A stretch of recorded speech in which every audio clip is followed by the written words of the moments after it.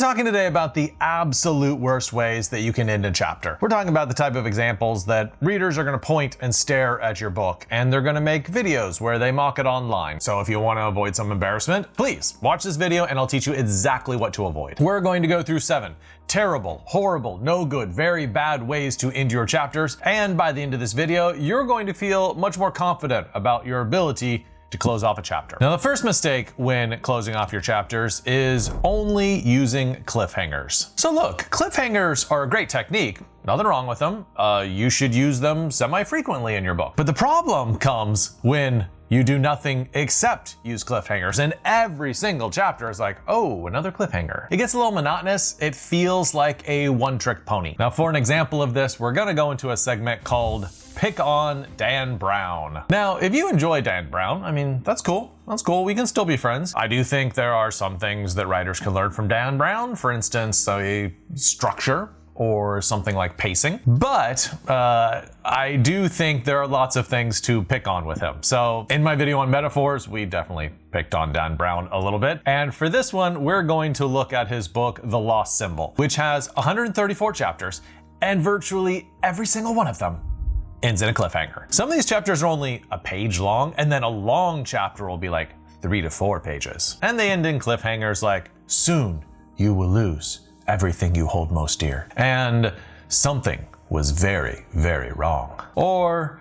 someone was screaming. So what's the problem with having cliffhangers for every single chapter? And over time, as the reader goes through the book, it starts to get less and less surprising, and it starts to be less and less effective. Think about sentence variety, right? Why do you vary up your sentences? Because the reader sort of gets bored if there's a monotonous like da-da-da-da-da-da-da throughout your entire book. Same thing holds for chapter endings. You have to vary up your strategies with chapter endings to keep the reader entertained. The second terrible, no good, awful way to end your chapters is with a character going to sleep. Now, why is a character going to sleep just such a terrible ending for your chapters? I mean, it's a natural stopping point, right? I think the trouble is that it is a natural stopping point, and that you're telling the reader like, oh, this is the end. You don't have to read any further. It gives the reader nothing to look forward to. Like, you have to give the reader at the end of a chapter a reason to keep reading. Also, I want you to think of all the people reading books late at night. When you end a chapter with a character going to sleep, you're kind of sending them this subconscious message like, you also should go to sleep. You don't want to tell them that. You don't want them to stop reading. You want them to be absolutely hooked on your book and stay up way too late. So a general principle for ending one of your chapters is you never want to end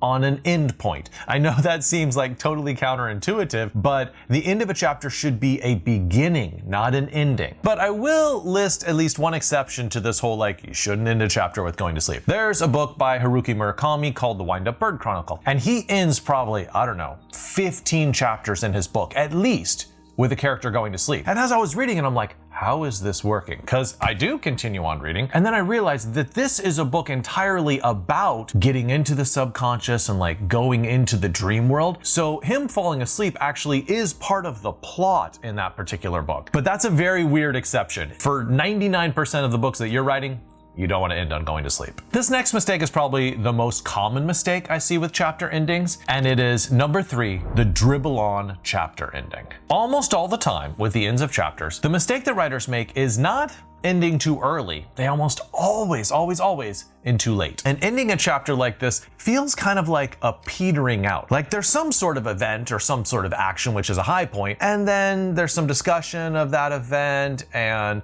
maybe a little bit of character movement or action, and then the chapter dribbles out to a very weak ending. Now, I almost never see this in published books. I almost always see it in books that I'm editing. So I don't really have a good example I can show you of this. But I have something better. I have a solution for you. When you suspect that maybe you don't have exactly the right place to end your chapter, what I want you to do is go backwards paragraph by paragraph, looking for a good stopping point. Watch my video on good ways to end a chapter, and then look for a plot complication or a memorable line of dialogue or an arrival or a new message. And most of the time you will find a better stopping point for your chapter, a half page back or a full page back. And then you simply can delete all that extra stuff. Or if something's really necessary, you would put it in the next chapter. Now, the next mistake is one that you want to avoid at all costs. It is number 4, wrapping up the action. Your goal is never to end your chapters at an end point. Rather, you want them to end on some sort of beginning. So if, say, a chapter is having an argument between a man and a wife, you would not end when the argument is over. You would end when one of them do something after the argument. One of them, say, takes all the money out of the checking account, or one of them drives away to get drunk at the bar or something. Whatever their next action is, you start that action, and that is where the chapter ends. Or, for example, if a chapter has a car chase in it, you would not end that chapter when the car chase finishes and when one car escapes or gets caught. You want to end that chapter when the next stage of the plot starts. For example, the police is like, oh,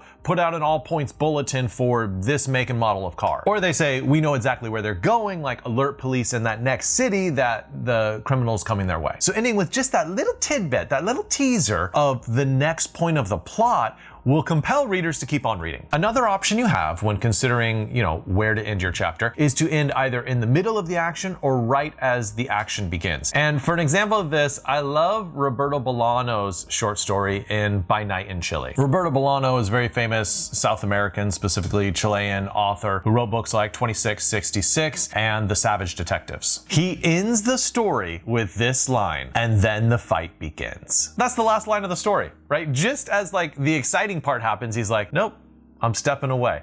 I mean, if there was a second part to that, I would read the heck out of it. It's a wonderful opening up of the storyline and makes the reader very curious about what's next. The fifth, completely natural seeming way to end a chapter, but which is completely wrong, is by resolving the tension. If there is no tension, then the reader doesn't have any reason to continue reading. You're basically telling the reader, it's okay, my story isn't that important. This mistake is kind of like the opposite of a cliffhanger. There is no cliff, there is no hanging, they're just on a plane in the Midwest. Now you might say to me, okay, John, that's very vague advice. I know I'm supposed to have tension at the end of chapters, but how do I get that in there? So let me give you a technique that you can use that will instantly add more tension to the end of your chapters. What you do is go into the beginning of your next chapter and take whatever the first event is at the beginning of that chapter. Hopefully it's a good event. And then you just take it and transpose, say, a paragraph of it and move it backwards into the last part of the last chapter. Because I bet you that wherever you started the next chapter, it felt like a beginning, like you started something, right? So just take that start and put it at the end of the last chapter, and now that chapter will end on a kind of beginning, a kind of start, which makes the reader curious about what's gonna happen next. Let's look at the ending of chapter 2 of Donna Tartt's The Goldfinch. She has this chapter ending where two characters arrive. Now, let's say she had written that at the beginning of chapter 3, which is the normal place you would think an arrival would happen. All she had to do was just move that single paragraph to the end of chapter 2, and voila, we have a lot of tension, we have some curiosity, and the reader's gonna continue on to chapter 3. Now, this next mistake is kind of a tricky one. It is number 6, the redundant ending. Now, a redundant chapter ending is where the author is sort of recapping what went on in the chapter, the same exact events, but summarizing them in dialogue or just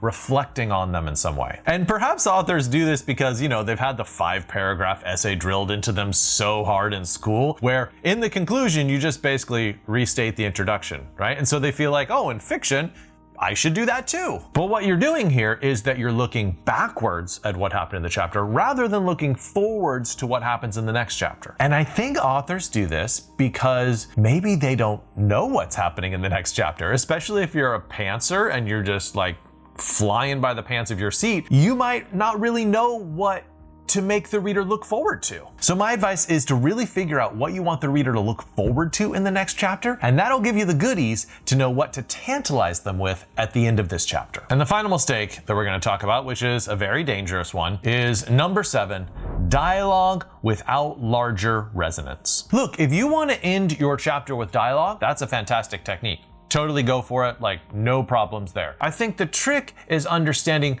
when that dialogue's sort of a throwaway piece of dialogue that's not worthy of a chapter ending, and when it has some sort of broader thematic resonance that makes it a stopper for the end of a chapter. Essentially, dialogue has to do something in order to earn its place at the coveted spot of the end of your chapter. I think you're looking for stuff like weight, like a really powerful line, or significance, is this a line of dialogue which communicates something new, or communicate something deep about the theme you've been discussing. Another option is to have dialogue with subtext. It means one thing on a surface level, but if you read it in the context of the whole narrative, there's a much weightier meaning. You want dialogue that is both an ending to the chapter and an opening up to the next chapter. Let's look at The Three-Body Problem by Liu Shixin. This was made into a fun Netflix miniseries. You should check it out if you haven't seen it. Now, there is a chapter where the chapter ends on this line of dialogue, a pretty simple line of dialogue. It's,